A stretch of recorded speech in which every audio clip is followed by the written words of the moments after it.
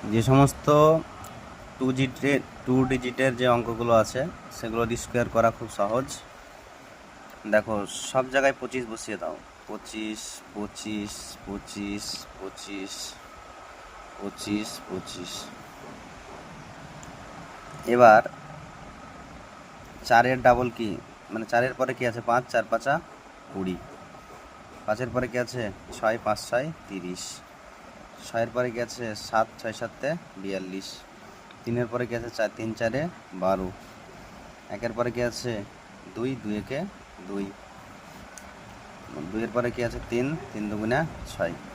কত সহজে আমরা এরকম করতে পারি। কেবলমাত্র যে সমস্ত টু ডিজিট অঙ্ক আছে আর যাদের লাস্টে 5 আছে সেগুলোর ক্ষেত্রে আমরা এইভাবে স্কোয়ার ক্যালকুলেশন করতে পারি।